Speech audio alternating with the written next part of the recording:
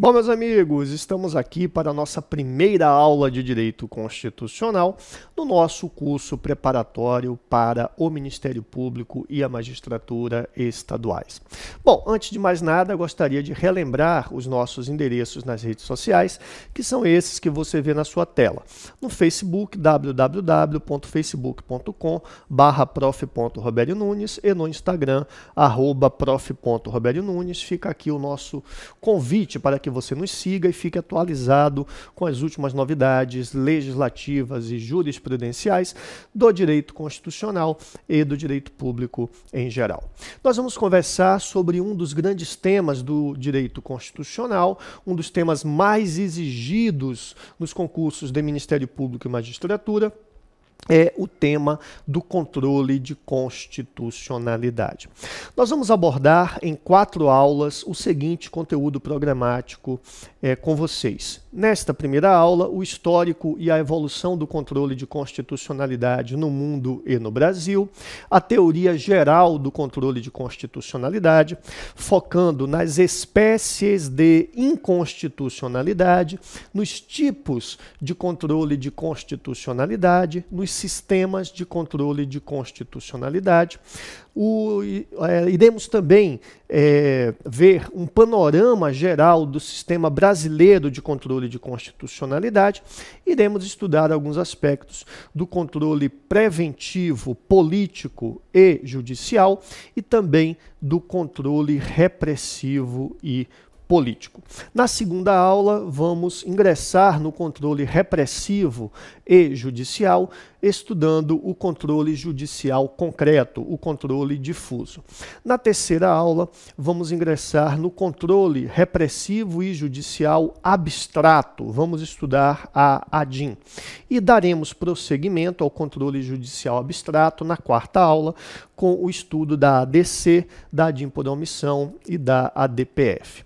Então vamos começar com os aspectos históricos do controle de constitucionalidade. Normalmente as abordagens acerca dos aspectos históricos do controle de constitucionalidade mencionam como marco importantíssimo o julgamento pela Suprema Corte dos Estados Unidos, em 1803, do famoso caso Marbury versus Madison, no qual foi proferido o célebre voto do juiz Marshall, voto este que traçou as premissas teóricas do Judicial Review norte-americano. Mas você merece um meio ponto a mais. Os demais candidatos vão falar no caso Marbury versus Madison. Porém, você merece aquele meio ponto a mais tão importante para diferenciar sua prova de todas as demais provas. Por isso, nós vamos mencionar que o Marbury versus Madison não foi o início do controle de constitucionalidade. É um marco importantíssimo, mas a doutrina especializada menciona passagens históricas bem mais antigas ligadas às origens dos marcos teóricos do controle de constitucionalidade e da hierarquia das leis. Para fins dos nossos objetivos neste curso específico, nós vamos mencionar somente 2 antecedentes remotos. Quais são os antecedentes remotos que mencionaremos? Agrafé Paranomon, um antecedente remoto da Antiguidade Clássica, um antecedente grego dos séculos V e IV a.C., e o Código Filipino. O Código Filipino, um antecedente português de 1603. Bom, Agrafé Paranomon foi um antecedente grego, como referido, pelo qual, caso fosse aprovada na Assembleia do Povo, na Bulé, uma moção ou um decreto, ou seja, uma lei comum, que contrariasse as leis fundamentais, que eram as leis ancestrais, divinas e imutáveis, se isso ocorresse, se fosse aprovada uma lei comum que violasse uma lei fundamental, qualquer cidadão poderia acusar o proponente daquela lei comum e aqueles que aprovaram a lei comum perante um tribunal de no mínimo 1000 jurados. E poderia haver a suspensão da norma até o julgamento final, uma espécie de cautelar. Quando a acusação era julgada procedente, a norma, a lei comum, que violava uma lei fundamental, era anulada retroativamente. E, além disso, o seu proponente, aquele que havia proposto aquela norma, e também aqueles que a aprovaram, poderiam ser responsabilizados pessoalmente. Então, o Instituto da Grafé Paranomon. Em Portugal, o Código Filipino de 1603, no livro 1º, título 58, número 17, permitia que o corregedor das comarcas declarasse nula uma lei municipal quando esta lei municipal fosse contrária a uma ordenação do reino. Portanto, na colisão entre uma lei municipal e uma ordenação do reino, a lei municipal poderia ser declarada nula pelo corregedor das comarcas. Portanto, o Código Filipino admitia não apenas a hierarquia das leis, mas ainda uma competência judicial para declarar nula uma lei local contrária às. Eu trago aqui para vocês essa disposição do Código Filipino para que você possa levar para a prova. Então, diz o título 58, item 17, do livro 1º do Código Filipino, que vigorou no Brasil até a independência. E informar-se-á ex officio se há nas câmeras algumas posturas prejudiciais ao povo e ao bem comum, posto que sejam feitas com a solenidade devida, e nos escreverá sobre elas com seu parecer. E achando que algumas não foram feitas guardada a forma das nossas ordenações, as declarará por nulas e mandará que elas não sejam guardadas, não sejam cumpridas. Uma das atribuições dos corregedores das comarcas. Então, um antecedente muito importante que foi aplicado no Brasil. Bom, meus amigos, a Constituição norte-americana de 1787 foi a primeira Constituição escrita em sentido moderno. E uma das ideias que influenciaram a Constituição norte-americana foi a ideia de que as decisões raras do povo que formam a Constituição devem prevalecer quando elas se chocarem com as decisões cotidianas dos governantes, inclusive como uma proteção contra uma possível tirania da maioria. A maioria pode eleger uma maioria parlamentar que pode aprovar leis tirânicas. Então, como proteção a uma tirania da maioria, os norte-americanos imaginaram que as leis cotidianas não poderiam contrariar as decisões raras do povo que formam a Constituição. Os norte-americanos, eles eram particularmente afetados por decisões que eles consideravam como sendo decisões tirânicas do parlamento inglês na época da colônia. Bom, como se nota, essa forma de pensar inclui a ideia da hierarquia superior da Constituição, bem como a sua supremacia em relação à lei comum. Embora tenha havido debate sobre o tema durante o processo de elaboração da Constituição norte-americana de 1787, o seu texto não trouxe uma previsão expressa do controle de constitucionalidade. O controle de constitucionalidade, ele é fruto de uma construção jurisprudencial com base em ideias longamente sedimentadas nas sociedades em geral, ideias já debatidas na doutrina, e também ele é fruto de uma construção jurisprudencial com base em mecanismos de freios e contrapesos, de checks and balances. No que se refere à doutrina, uma obra merece menção e destaque em termos de controle de constitucionalidade. Esta obra é uma obra que reuniu vários artigos que foram publicados depois da elaboração do texto e da promulgação da Constituição norte-americana de 1787. Esta Constituição previa que ela seria submetida a um processo de ratificação nos estados. E houve forte dissenso, alguns defendiam defendiam a ratificação da Constituição e outros defendiam o abandono daquela Constituição. E os que defendiam que aquela Constituição era merecedora de ratificação eram os chamados federalistas, que defendiam o modelo de federação adotado pela Constituição norte-americana, que, dentre outros aspectos, deu ensejo à formação da federação em sentido moderno. Os que eram contrários à ratificação da Constituição não desejavam o modelo federal por ela adotado, eles queriam retomar o modelo de confederação e eram chamados antifederalistas. Pois bem, os federalistas publicaram vários textos em defesa da Constituição. Esses textos foram unidos e foram publicados em seu conjunto com o título Os Artigos Federalistas. São textos publicados entre 1787 e 1788 e teriam sido escritos por Públio. Públio, na verdade, era um pseudônimo e Públio não era um. Públio eram três pessoas escreviam sob o pseudônimo de Públio: James Madison, Alexander Hamilton e John Jay. E dentre esses textos nós encontramos o debate acerca do controle de constitucionalidade em textos escritos por Alexander Hamilton. Os artigos 78 e 81 especialmente debatem o controle de constitucionalidade.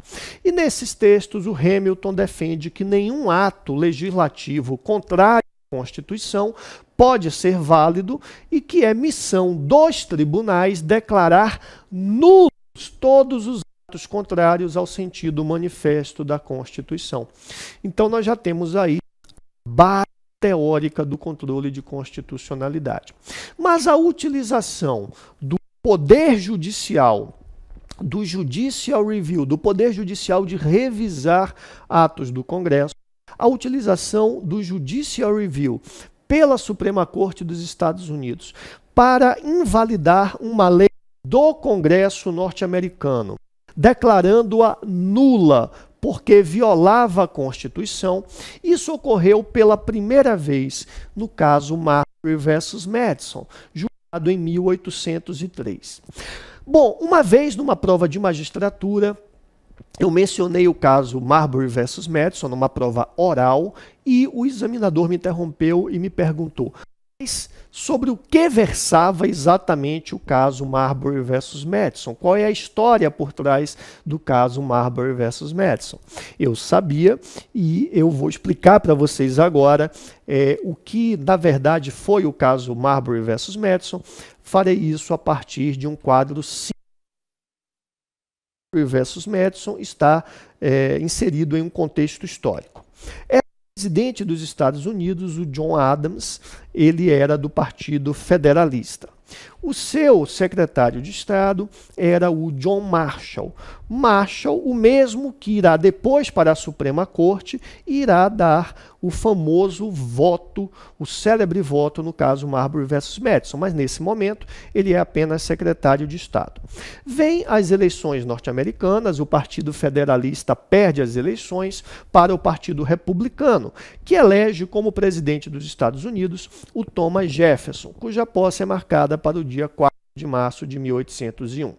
Diante disso, o Partido Federalista, que perdeu as eleições, ele aprova no Congresso dos Estados Unidos uma lei de criação de cargos de juízes. Os juízes eram nomeados pública. Então o Partido Federalista tenta colocar no judiciário juízes simpáticos à sua base matemática e política. Bom, e há muito pouco tempo para se proceder às nomeações, porque o aumento de cargos feito pelo Partido Federalista é um aumento de cargo, uma criação de cargos feita nos últimos dias de mandato do John Adams. E na época, para ser juiz, deveria haver indicação do presidente e o secretário de Estado deveria assinar e entregar ao futuro juiz a sua nomeação. o seu papel com a sua nomeação para juiz. E houve uma correria, esses juízes foram chamados de juízes da meia-noite, porque houve uma corrida contra o tempo. Um desses juízes nomeados foi justamente o William Marbury. Ele foi nomeado juiz de paz, ele é um dos juízes da meia-noite. Ocorre que o Marshall não consegue entregar a tempo ao Marbury a sua nomeação. E acaba o mandato do Adams. O Adams e o Marshall saem de cena, o Marshall inclusive vai para a Suprema Corte, e o Thomas Jefferson toma posse e nomeia secretário de Estado James Madison. E o Jefferson diz ao Madison para não mais entregar as nomeações daqueles juízes.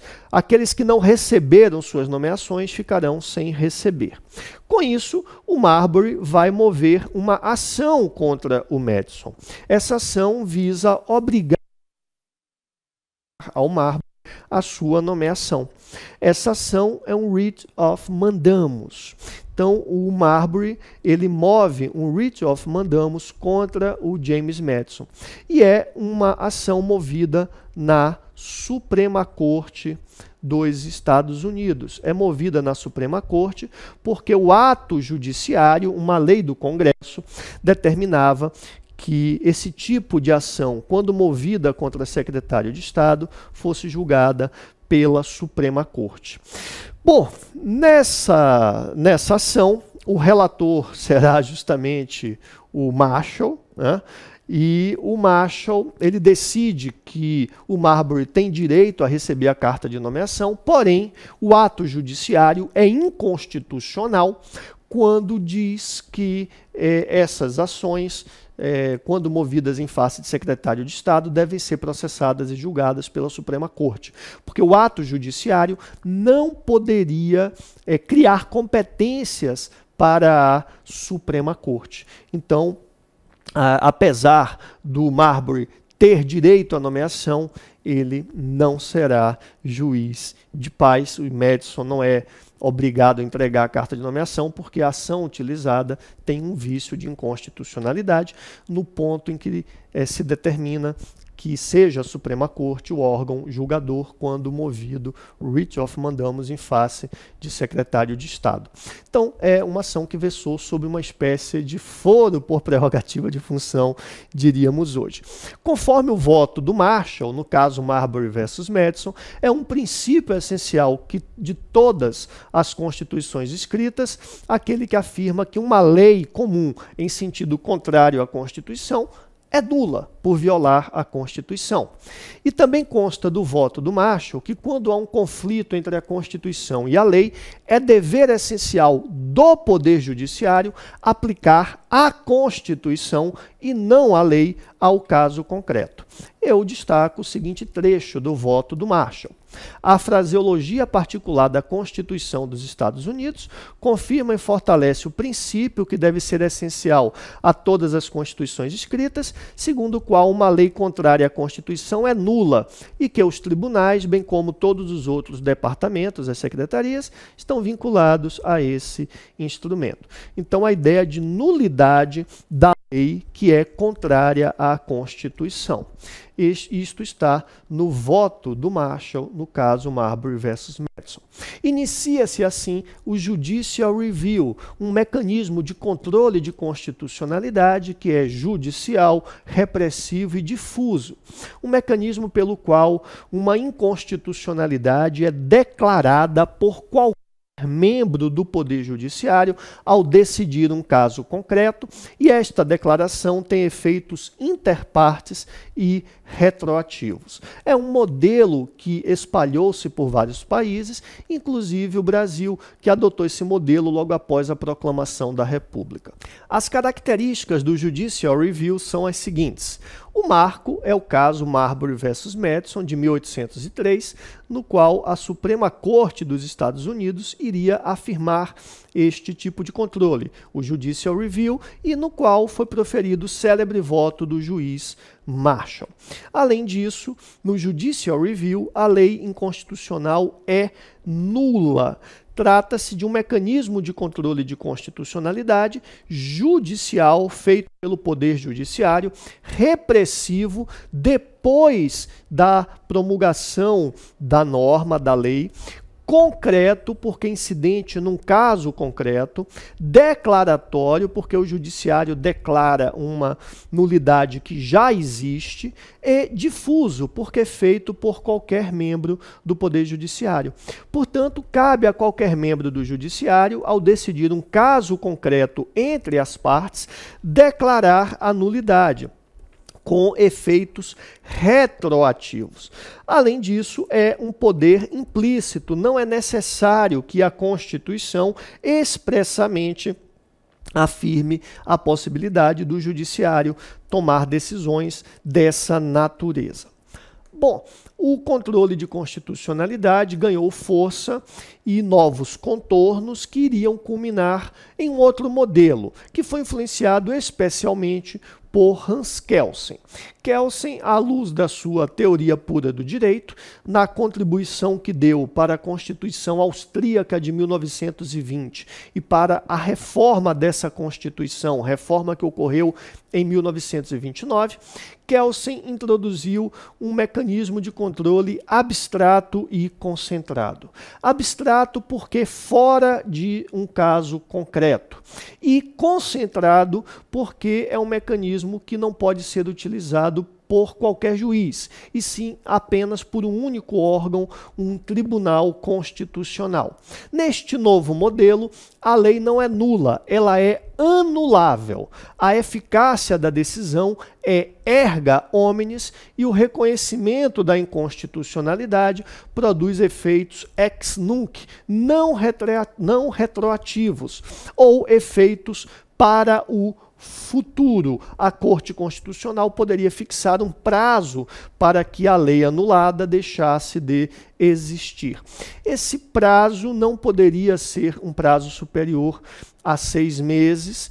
No Brasil, o Supremo já, em várias decisões, já fez modulação de efeitos, como veremos nas nossas aulas, por tempo muito superior a este. Bom, o acórdão neste modelo do Kelsen, no modelo austríaco, o acórdão tem natureza constitutiva negativa ou desconstitutiva. Bom, o modelo kelseniano ou austríaco pode ser resumido da seguinte forma. O marco é a influência do Kelsen na elaboração da Constituição Austríaca de 20 e na reforma de 29.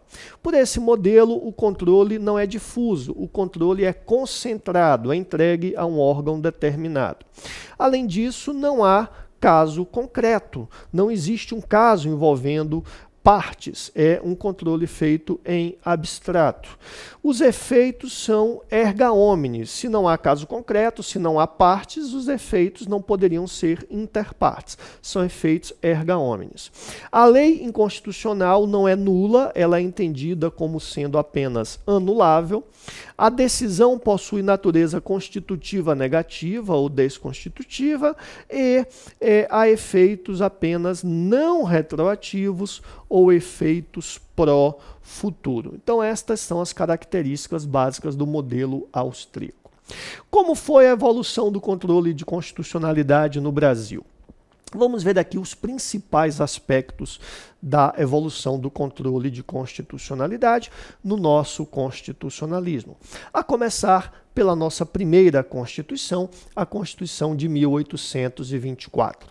Foi uma Constituição influenciada não pelo modelo norte-americano, e sim pelo constitucionalismo francês. A nossa primeira Constituição era centrada na figura do imperador, que inclusive exercia o poder moderador, um poder idealizado pelo Benjamin Constant. Nesse quadro, a nossa primeira Constituição não previu mecanismos de controle de constitucionalidade. Então, nós não tínhamos controle de constitucionalidade na nossa primeira Constituição. O Judicial Review do modelo norte-americano foi adotado no Brasil logo após a proclamação da República, especialmente devido à influência de Rui Barbosa e de Campos Salles, que era ministro da Justiça. Os primeiros documentos a introduzirem no Brasil o Judicial Review, o controle concreto e difuso, foram estes: o Decreto 510 de 1890, que veiculou uma Constituição provisória, o Decreto 848 do mesmo ano, 1890, que organizou a Justiça Federal, a nossa primeira Constituição republicana, a Constituição de 1891, e a Lei 221 de 1894, que dispôs sobre a Justiça Federal. Portanto, estes foram os documentos que introduziram no Brasil o controle concreto, o controle difuso no modelo do Judicial Review norte-americano. Já o modelo concentrado, o modelo austríaco kelseniano, foi introduzido no Brasil um pouco mais tarde, pela Emenda Constitucional número 16 de 1965, que criou a representação de inconstitucionalidade, que foi a precursora da atual ADIM genérica. Essa representação foi admitida na Constituição de 46. Foi uma modificação feita pela Emenda 16, cujo artigo 2º modificou o artigo 101, inciso 1, a linha K da Constituição de 46. Com um detalhe, vamos ganhar um meio ponto aqui. A Constituição de 34 já havia trazido a representação interventiva, artigo 12, parágrafos 1º e 2º da Constituição de 34. A representação interventiva era movida pelo Procurador-Geral da República no Supremo Tribunal Federal, visando a declaração de constitucionalidade de lei do Congresso Nacional que decretava a intervenção. Tudo isso com o objetivo de permitir a efetivação da intervenção pelo presidente da República. Portanto, era uma espécie de controle concentrado de constitucionalidade, no qual se buscava a declaração de constitucionalidade de uma lei do Congresso. Mas o grande marco do controle concentrado e abstrato é, como nós vimos, a representação de inconstitucionalidade. A Constituição de 88 formatou o sistema atual de controle de constitucionalidade brasileiro, que é um sistema misto e que foi influenciado, dentre outros documentos, pela Constituição Portuguesa de 1976. A Constituição atual, a nossa Constituição Cidadã, fez uma série de inovações no sistema de controle de constitucionalidade. Eu destaco estas inovações aqui. A ampliação do leque de legitimados para a propositura do controle abstrato por meio da ADIM. Antes, a representação da inconstitucionalidade poderia ser proposta somente pelo Procurador-Geral da República e, com a Constituição de 88, o controle abstrato teve sua legitimação ativa ampliada. Muitos podem mover o controle abstrato. Nós veremos isso nas nossas aulas. A Constituição de 88 trouxe a ADIM por omissão, trouxe a arguição de descumprimento de preceito fundamental, trouxe o mandado de injunção e o mandado de segurança coletivo. Portanto, são alguns aspectos inovadores da nossa Constituição, que manteve ainda outras características que já existiam no nosso sistema de controle. Tá? A Constituição de 88, ela continuou a considerar uma competência privativa do Senado Federal suspender a execução no todo ou em parte de lei declarada inconstitucional por decisão definitiva do Supremo, que já existia, o quórum de maioria absoluta, etc. Há ainda algumas outras novidades da nossa Constituição no controle. Novidades, por exemplo, como a previsão de oitiva prévia do Procurador-Geral da República nas ações de inconstitucionalidade e em todos os processos do Supremo, o estabelecimento de que o advogado-geral da União deve fazer a defesa do ato ou texto impugnado perante o Supremo no controle concentrado, etc. Depois do texto originário da nossa Constituição, nós tivemos algumas outras inovações no nosso sistema de controle, inovações feitas por emendas constitucionais ou por leis ordinárias. Vejamos aqui algumas dessas inovações. A emenda constitucional número 3 trouxe a ação declaratória de constitucionalidade, a ADC, com previsão de efeito vinculante e, inicialmente, uma legitimidade ativa mais restrita que a ADIM. A Lei 9868 tratou da ADIM e da ADC. A Lei 9882 cuidou do IPF. A emenda constitucional 45 estendeu expressamente o efeito vinculante da ADC para a ADIM e igualou a legitimidade para a propositura da ADC e da ADIM. Além disso, a emenda 45 introduziu a repercussão geral nos recursos extraordinários e criou a súmula vinculante. A Lei 11.417 tratou da súmula vinculante. A Lei 11.418 cuidou da repercussão geral. São dispositivos já revogados pelo novo CPC, vide especialmente o artigo 1035. Além disso, a Lei 12.063 disciplinou a ação direta de inconstitucionalidade por omissão. A Lei 12.562 cuidou da representação interventiva. A Lei 13.300 cuidou dos mandados de injunção individual e coletivo. Portanto, são essas as principais inovações do sistema atual de controle de constitucionalidade no Brasil, que possui múltiplas funções. Funções essas que nós veremos no nosso próximo bloco.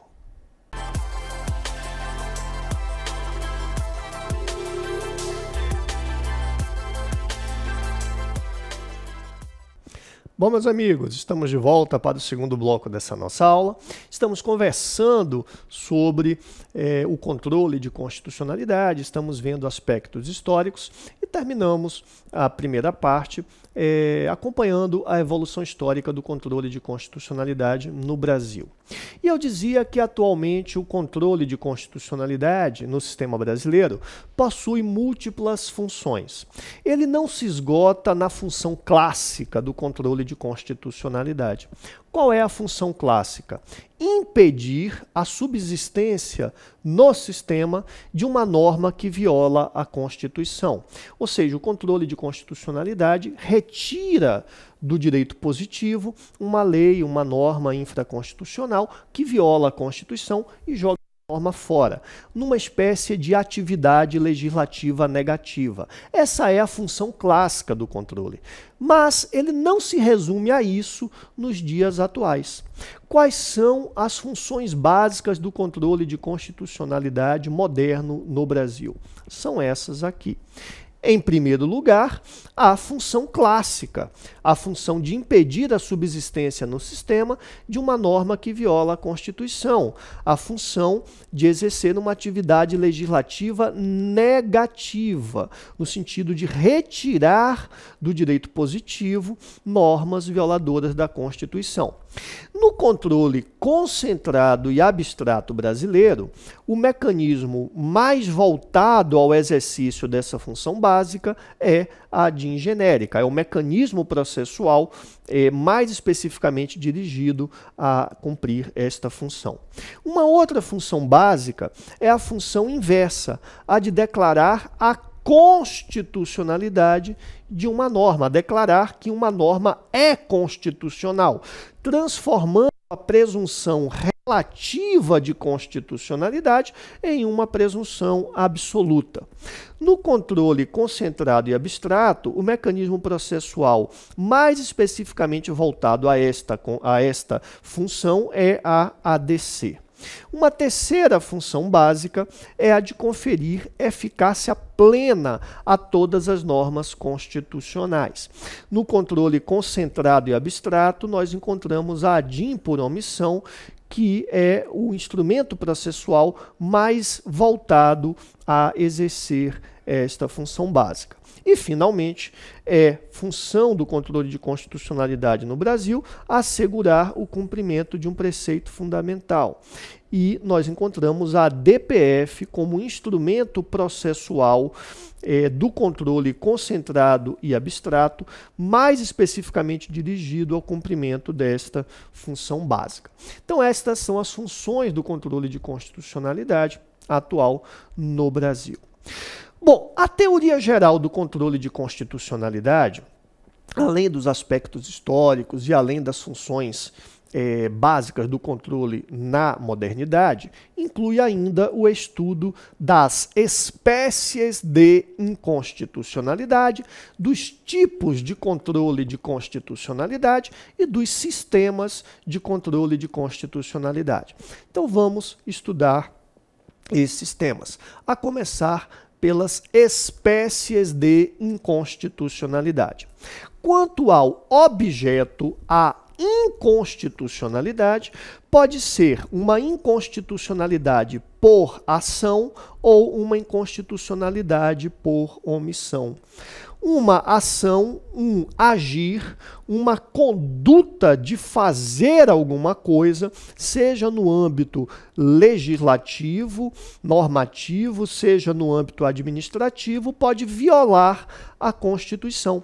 Então eu posso ter uma ação material ou normativa que viola a Constituição. Eu posso ter uma determinação de prender alguém fora das hipóteses constitucionais, então tenho um agir administrativo que viola a Constituição. Ou posso ter uma lei que é ditada pelo Congresso Nacional que viola a Constituição. São hipóteses de inconstitucionalidade por ação. Também posso encontrar inconstitucionalidade por omissão, um não fazer, um não agir, seja no âmbito administrativo, seja no âmbito normativo. O Executivo não constrói escolas, ou o Legislativo deixa de legislar uma lei que é essencial à Constituição. Então, teremos nessas hipóteses inconstitucionalidade por omissão. Quanto à natureza do vício, a inconstitucionalidade por ação pode ser uma inconstitucionalidade material ou formal. Aqui nós estamos focando na inconstitucionalidade por ação normativa, nos casos de leis que violam a Constituição. Essa inconstitucionalidade por ação normativa pode ser uma inconstitucionalidade por ação material ou formal. O conteúdo da lei viola a Constituição. Algo relativo à forma da lei viola a Constituição. Então, são inconstitucionalidades quanto à natureza do vício. Só que a inconstitucionalidade formal, ela se subdivide. A inconstitucionalidade formal pode ser orgânica, propriamente dita, ou por violação a pressupostos objetivos do ato. A inconstitucionalidade orgânica, ela ocorre por incompetência do órgão legislativo que edita a norma, por isso, orgânica. Por exemplo, uma Assembleia Legislativa legislando matéria de competência do Congresso Nacional. A inconstitucionalidade formal propriamente dita é aquela que ocorre por violação ao procedimento legislativo constitucionalmente previsto. Pode ser uma inconstitucionalidade formal propriamente dita subjetiva.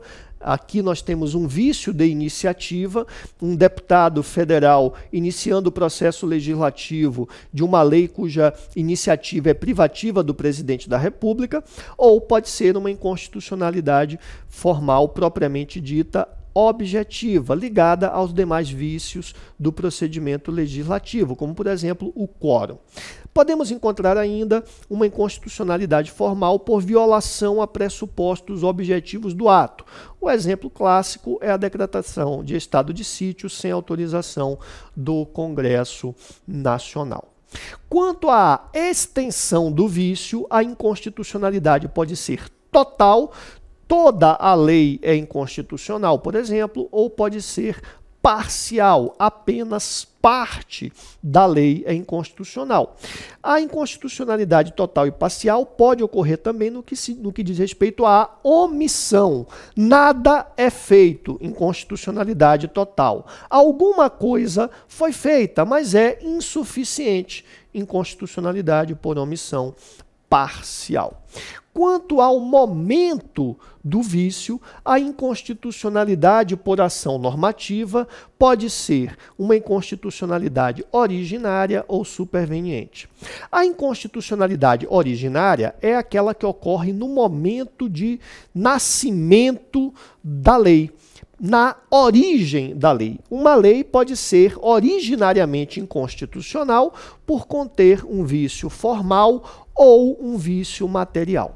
Mas a lei pode nascer boa e se tornar de maneira superveniente inconstitucional. Esta inconstitucionalidade superveniente, ela nunca terá um vício formal. O vício formal é verificado apenas na origem da lei. Depois do nascimento da lei, uma eventual inconstitucionalidade superveniente ocorre apenas por vício material. Quais são as hipóteses de inconstitucionalidade superveniente? Uma primeira hipótese teórica é a alteração formal da Constituição. Uma Constituição é alterada e aquela lei que até então era de acordo com a Constituição passa a violar a Constituição. Por exemplo, uma lei que é adotada, mas que posteriormente, por força de uma emenda, com a modificação da Constituição, ela passa a agredir a Constituição. Uma observação importante. O Supremo entende que, nesse caso, não há inconstitucionalidade superveniente. O que ocorre é a mera revogação da lei anterior. Portanto, essa primeira hipótese aqui, ela não é admitida no Brasil pelo Supremo Tribunal Federal. O Supremo entende que não é hipótese de inconstitucionalidade superveniente, é hipótese de simples não recepção ou revogação da lei anterior. Mas há outras hipóteses de inconstitucionalidade superveniente que podem ser admitidas no Brasil. É o caso da inconstitucionalidade superveniente por alteração informal da Constituição, através da mutação, da mudança hermenêutica, ou a inconstitucionalidade superveniente por alteração da realidade fática.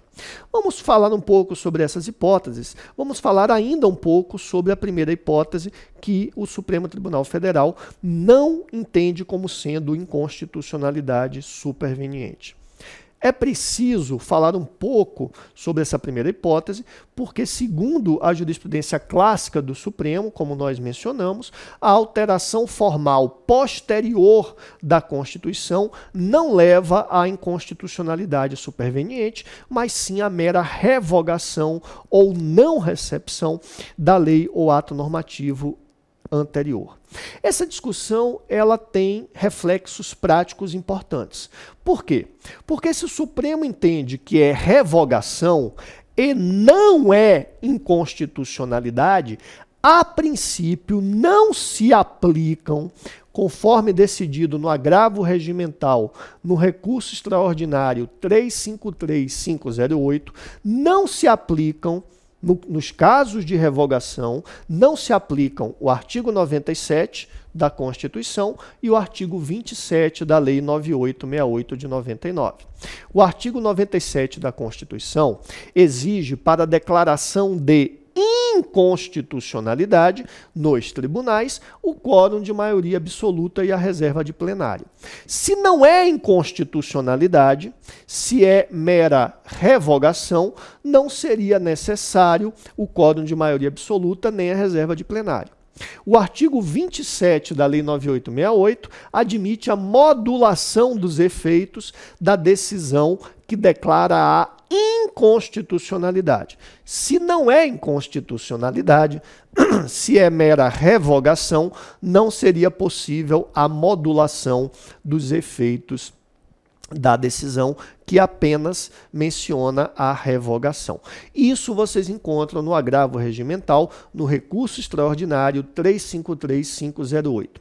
Observo, no entanto, para você ganhar aquele meio ponto tão importante, que o Supremo já fez, em um caso específico, modulação dos efeitos de decisão que reconheceu a não recepção.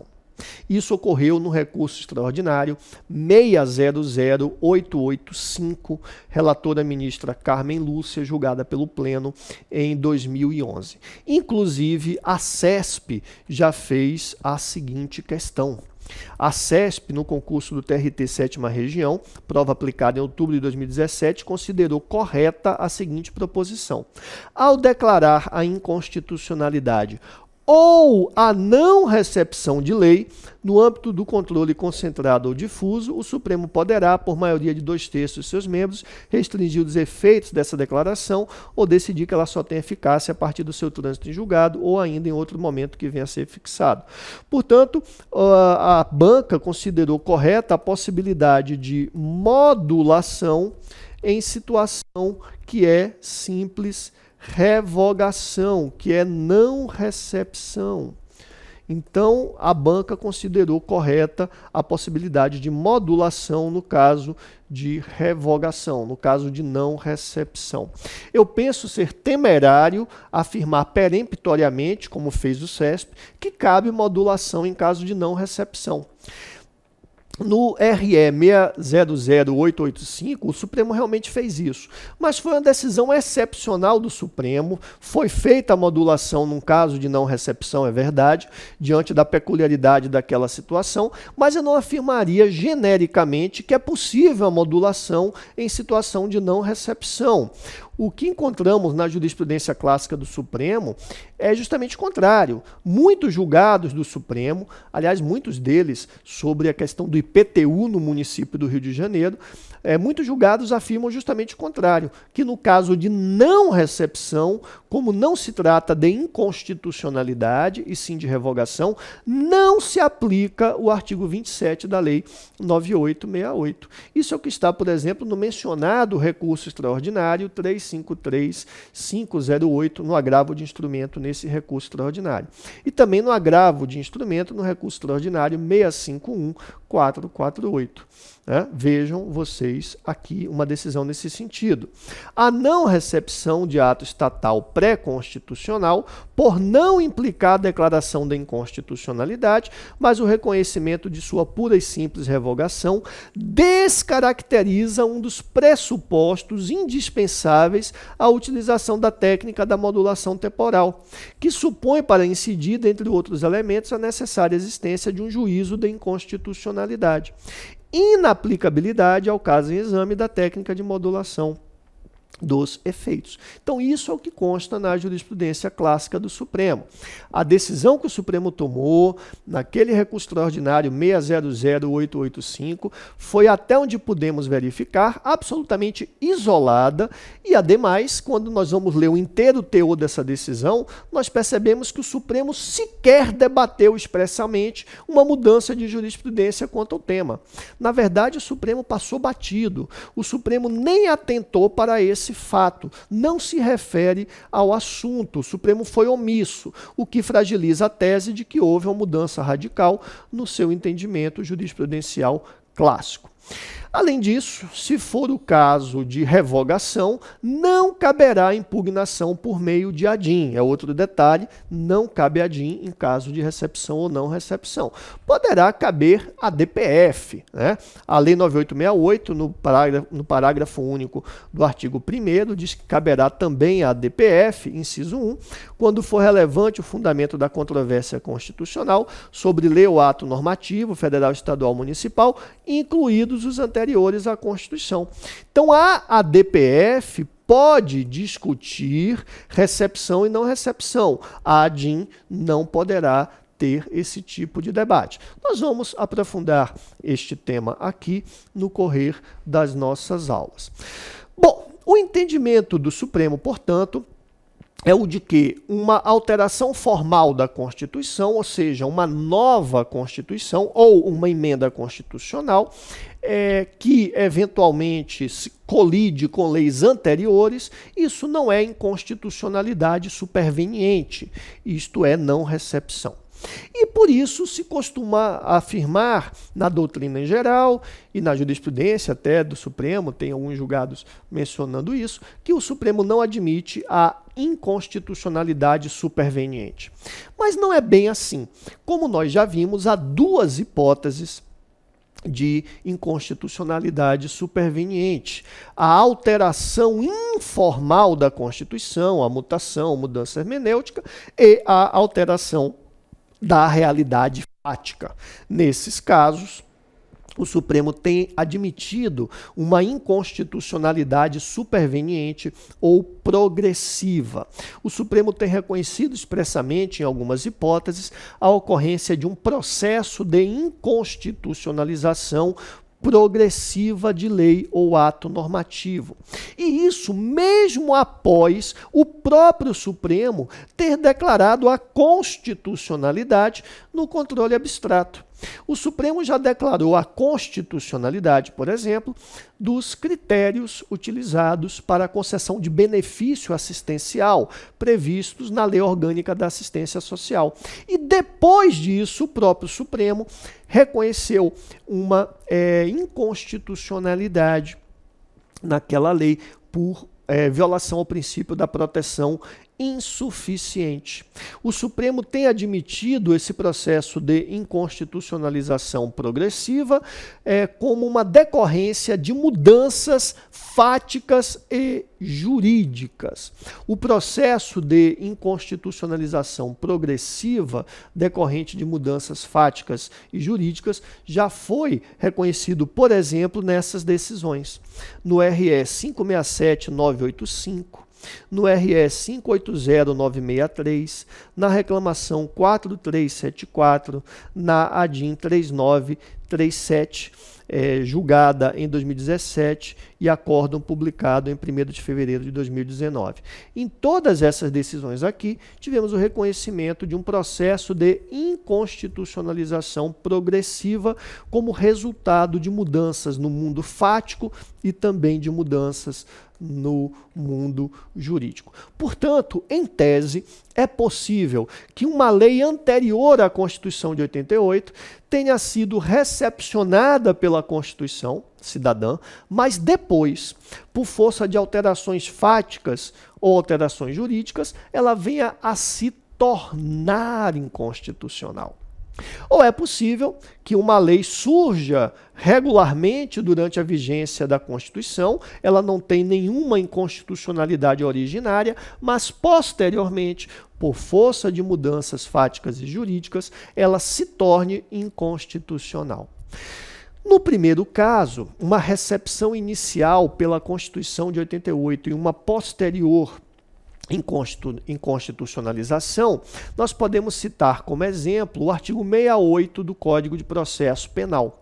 O artigo 68 do CPP diz que o Ministério Público pode propor ação civil ex delito em favor da vítima pobre, ou seja, ação de reparação de danos civis em favor da vítima pobre.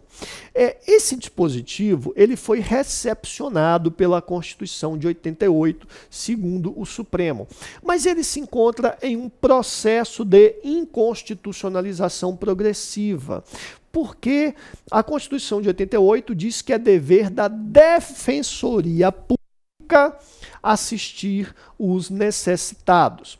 Então o Supremo entende que o artigo 68 do CPP foi recepcionado, porque a Defensoria Pública, em 5 de outubro de 88, não estava aparelhada para exercer essa função. Mas o artigo 68 do CPP, apesar de recepcionado, se tornará inconstitucional quando a Defensoria Pública estiver adequadamente organizada. Vejam aqui uma decisão nesse sentido. Legitimidade, ação ex delito, Ministério Público, Defensoria Pública. Artigo 68 do CPP. Carta da República de 88. Inconstitucionalidade progressiva. Enquanto não for criada por lei e estiver organizada, portanto, enquanto não forem preenchidos os cargos próprios na unidade da federação, enquanto tudo isso não ocorrer com a Defensoria Pública, permanece em vigor o artigo 68 do Código de Processo Penal, estando o Ministério Público legitimado para a ação de ressarcimento nele prevista. É o que está no recurso extraordinário 135328, julgado em 94, e também nestes julgados aqui. Até porque, se o artigo 68 do CPP não fosse recepcionado, no dia 6 de outubro de 88, ninguém poderia mover a ação civil ex delito da vítima pobre, porque o Ministério Público estaria impedido e a Defensoria Pública não teria condições reais. E aí a vítima pobre do crime ficaria prejudicada, seria uma inconstitucionalidade grave. Então o Supremo entendeu que o artigo 68 do CPP foi recepcionado, mas onde e quando a Defensoria Pública estiver bem estruturada, ele deixa de ser de acordo com a Constituição, ele se encontra em um processo de inconstitucionalização progressiva. Portanto, uma lei que hoje é constitucional pode se tornar inconstitucional amanhã. Nesses casos, será possível impugnar a norma que se tornou inconstitucional pelo fenômeno da inconstitucionalidade progressiva, tanto no controle concreto e difuso, em qualquer ação judicial, como também no controle abstrato e concentrado, será possível utilizar mecanismos para declarar a lei inconstitucional no bojo de uma inconstitucionalidade progressiva. Inclusive, o ministro Carlos Veloso, quando votou na questão de ordem da ADC número 1, ele afirmou que o julgamento de procedência da ADC pelo Supremo, dizendo que a lei é boa, constitucional, não impede que no futuro a mesma lei seja objeto de ADIM se houver mudanças fáticas ou jurídicas. Então, mesmo no caso de procedência da ADC, dizendo que a lei é boa, no futuro pode ser proposta uma ADIM se ocorrer um processo de inconstitucionalização progressiva daquela mesma lei. Bom, prosseguindo aqui nas espécies de inconstitucionalidade. Quanto à forma de incidência do vício, a inconstitucionalidade por ação pode ser antecedente, também chamada de imediata, ou consequente, também chamada de derivada, reflexa ou consequencial. Essa inconstitucionalidade consequente é justamente o caso da inconstitucionalidade por arrastamento ou por atração. Essa inconstitucionalidade é muito frequente em provas de MP e magistratura. Bom, a inconstitucionalidade antecedente ou imediata é aquela que incide diretamente sobre uma determinada norma infraconstitucional que viola a Constituição. Portanto, por exemplo, o artigo 6º de uma determinada lei, ele próprio viola a Constituição da República, então é uma inconstitucionalidade antecedente ou imediata. A inconstitucionalidade por arrastamento ou por atração ocorre quando a declaração da inconstitucionalidade de um dispositivo é arrastada ou atraída para um outro dele dependente. Por exemplo, o artigo 7º daquela mesma lei não viola a Constituição, mas ele está muito ligado ao artigo 6º, de maneira que se o artigo 6º, que é inconstitucional no exemplo que estamos trabalhando, se o artigo 6º é inconstitucional, o artigo 7º está tão ligado a ele que não tem nenhuma razão de existir se o artigo 6º for declarado inconstitucional. Portanto, nesse caso, declara-se a inconstitucionalidade do artigo 6º e, por arrastamento, a do artigo 7º. Uma decisão do Supremo que trata do tema é esta aqui. Segundo a jurisprudência dessa Corte, na hipótese de determinada norma constituir fundamento de validade para outro preceito normativo, a inconstitucionalidade daquela implica a invalidade por arrastamento desse. Este é o agravo regimental no recurso extraordinário 631-698 de 2012, que explica a inconstitucionalidade por arrastamento. Bom, a inconstitucionalidade por arrastamento ou por atração, ela pode ocorrer entre dispositivos de um mesmo diploma normativo. É o exemplo que nós demos, o artigo 6º é inconstitucional, o artigo 7º está muito ligado a ele, não tem nenhuma razão de existir sem o artigo 6º, e a inconstitucionalidade do artigo 6º implica por arrastamento do artigo 7º. Por exemplo, o artigo 6º diz que é possível a prisão administrativa. O artigo 7º diz o seguinte: no caso do artigo 6º, será garantida a ampla defesa e o contraditório. Bom, o artigo 7º não é inconstitucional, ele garante a ampla defesa e o contraditório, mas ele não tem razão nenhuma de existir sem o artigo 6º. O artigo 6º que diz que é possível a prisão administrativa. Então, declarada a inconstitucionalidade da prisão administrativa por arrastamento, você também retira do mundo jurídico o artigo 7º, embora o artigo 7º por si próprio não tenha uma inconstitucionalidade. Mas a inconstitucionalidade por arrastamento também pode ocorrer entre dispositivos normativos diferentes, mas com relação de dependência. Por exemplo, lei e regulamento. Se a lei é inconstitucional, por arrastamento, o regulamento também o será. Medida provisória e lei de conversão. Se a medida provisória é inconstitucional, a lei de conversão dela decorrente também será inconstitucional. Um meio ponto para você, mais um meio ponto tão importante. O Supremo já aplicou a técnica do arrastamento não apenas no juízo de controle de constitucionalidade. O Supremo utilizou arrastamento também no juízo de recepção e não recepção, na hipótese de revogação de lei anterior. Vejam aqui uma decisão do Supremo nesse sentido. Concessão integral para declarar que não foram recepcionados pela Constituição, portanto a questão aqui é de não recepção, é de revogação, os artigos 23, parágrafos 1º e 4º, por arrastamento e 5º. Isso aqui está na causa lá na DPF 378. Então o arrastamento já foi utilizado também no juízo de não recepção. Bom, um resumo geral das espécies de inconstitucionalidade estudadas pode ser desenhado no seguinte quadro síntese. Então, o que é que nós vimos até agora? A inconstitucionalidade pode ser uma inconstitucionalidade por ação ou por omissão. A inconstitucionalidade por ação pode ser material ou formal. A inconstitucionalidade formal pode ser orgânica, propriamente dita, ou por violação a pressupostos objetivos. A inconstitucionalidade por ação pode ser ainda total ou parcial, originária ou superveniente, antecedente ou consequente. E a inconstitucionalidade por ação pode ser total ou parcial. Então, este é um quadro geral, um resumo geral do que nós vimos acerca das espécies de inconstitucionalidade. Vamos fazer mais um intervalo. Na volta, iremos falar sobre os tipos de controle de constitucionalidade e sobre outros aspectos da teoria geral do controle. Aproveite, faça um descanso, tome um café, tome uma água, faça um alongamento e volte conosco para o nosso próximo bloco.